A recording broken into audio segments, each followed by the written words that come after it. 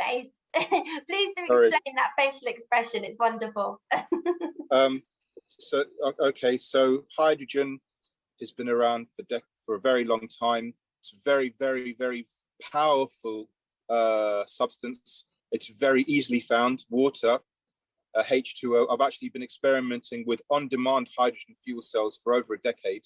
H2O, water, slight electrical charge, and you get HHO, hydrogen oxide, or more commonly known as Brown's gas. It's been around 50 years, if not more.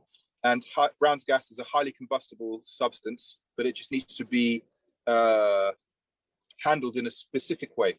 And now they've developed hydronium, a development from hydrogen oxide. But this is slightly going off on a different angle. So hydrogen, you've got compressed hydrogen, which is what we're talking about, and you've got on-demand hydrogen. On-demand hydrogen facilitates combustion engines, petrol and diesel, reduces the emissions.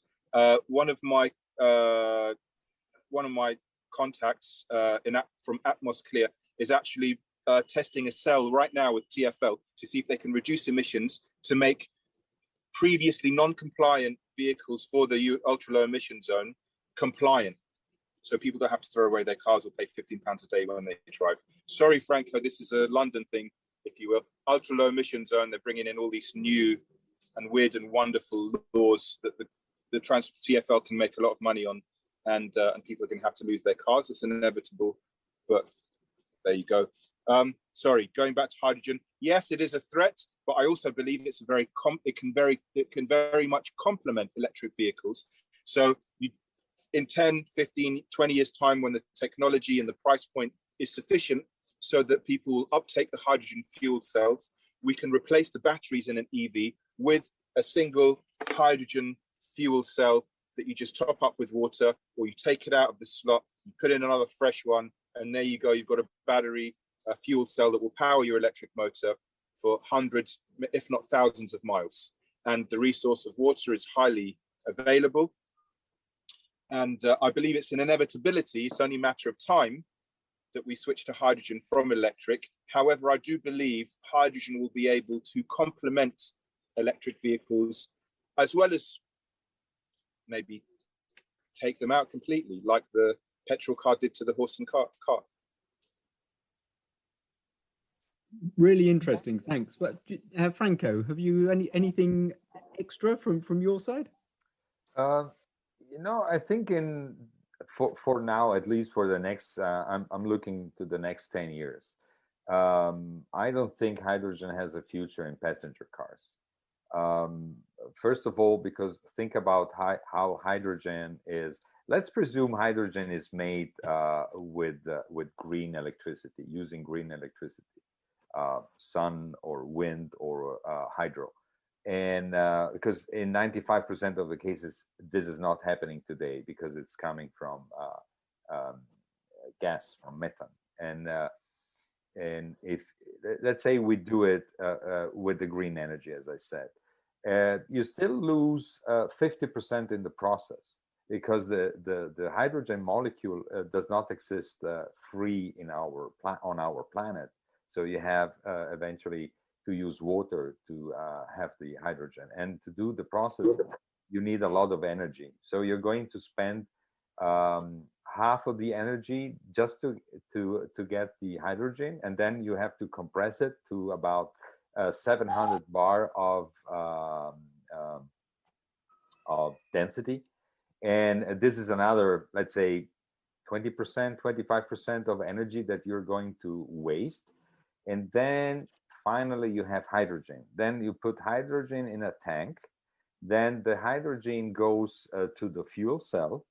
And what does it do in the fuel cell? It's transformed into electricity. And then from there, as electricity, it goes in the electric motor and it propels the car. So in the whole process, you're going to lose 75% of the initial energy. So you're going to have an efficiency similar to the internal combustion engine.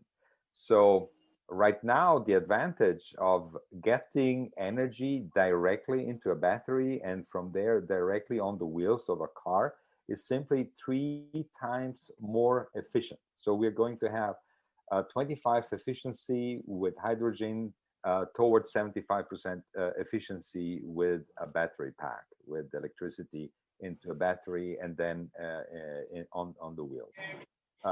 This is for me, in this case, a no-go for the for the cars, but probably it might have sense on trucks and lorries, in the heavy industry sector. Yes, in this case, I think it will have, but not in our everyday mobility, not in the short run.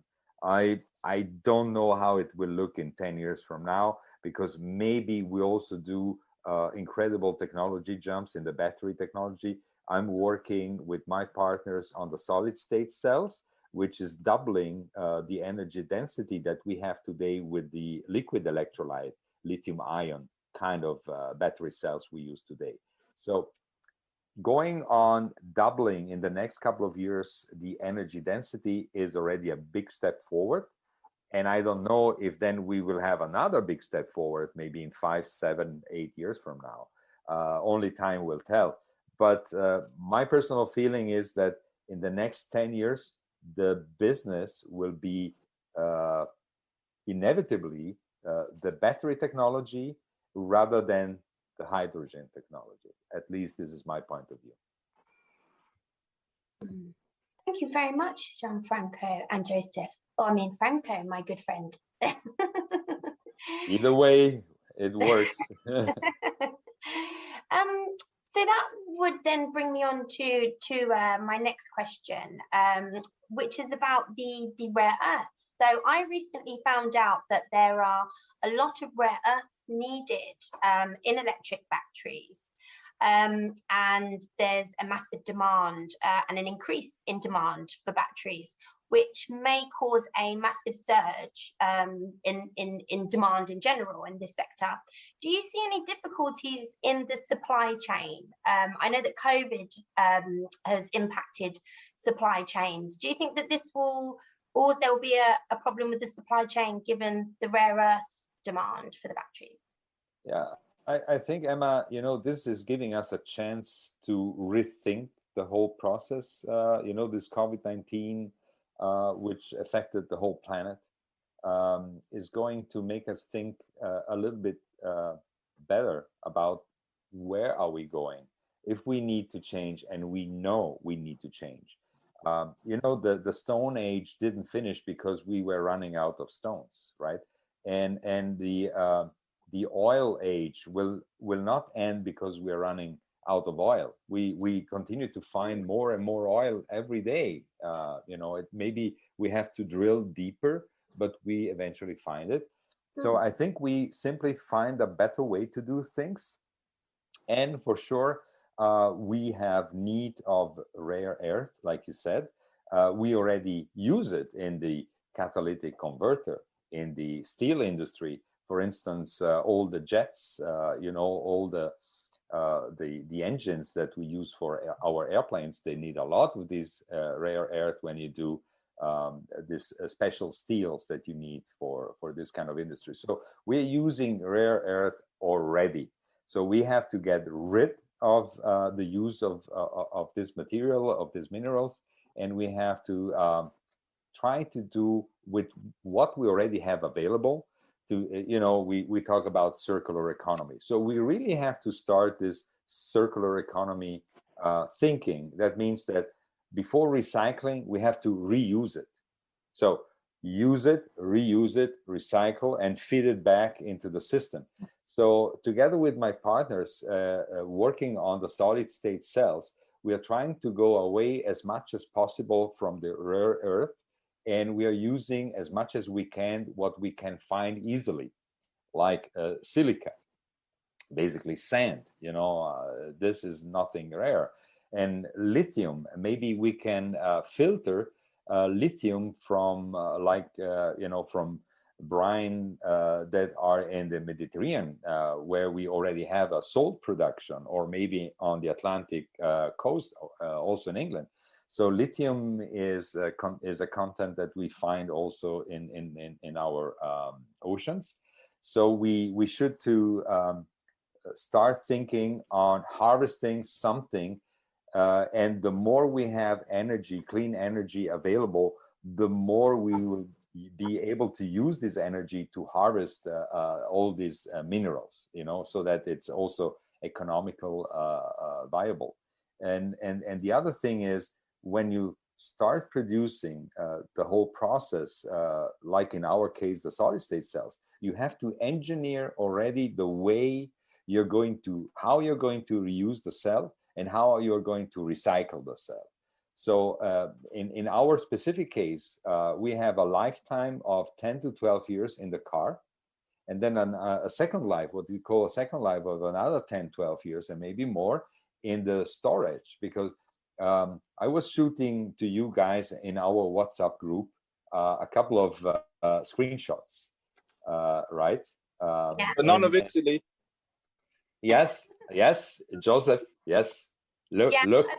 I've got it. Yeah. So Italy is also there, and you can go on an app which is called Electricity Map.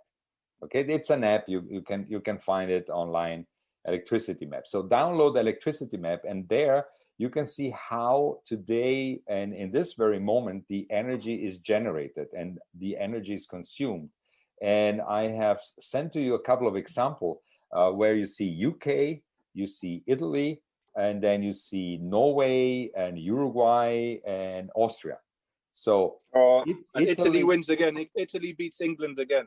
Yeah, Italy right now, today, we had like 67% of renewable energy, right? Am I right, Joseph? Because, Yep. but you're not, 64%. but you're not, or 64. You're not far away though, because you have 47 for Great Britain. Renewable is 47, low carbon is 63, because nuclear is considered low carbon because it's not carbon emitting. Of course, it has other issues, but you have about 63% of your energy is not polluting in terms of CO2 emission. Okay, and you are a big nation like Italy. We more or less we are the same size, so we go from 68% of renewable in Sicily to 64 in Central and North Italy. And then we see Uruguay, which is a little country in South America, which is 100% going renewable. Then we see Austria going 99% renewable. Then we see Norway going 100% renewable. So you see, the more we're going to have this kind of energy available, the more we can also have something that we didn't think before. And the reason is that this energy is the cheapest energy available on the planet. There is no other technology than renewable that is inexpensive as it is. And you have a lot of wind farms, and you also have solar. So wind and solar are cheaper than nuclear, than coal, than gas, than anything else. And this is the reason why renewable energy is going to win. It's because it's cheaper. It's affecting the economy in a good way. So this is the reason why more and more of our energy will come from renewables.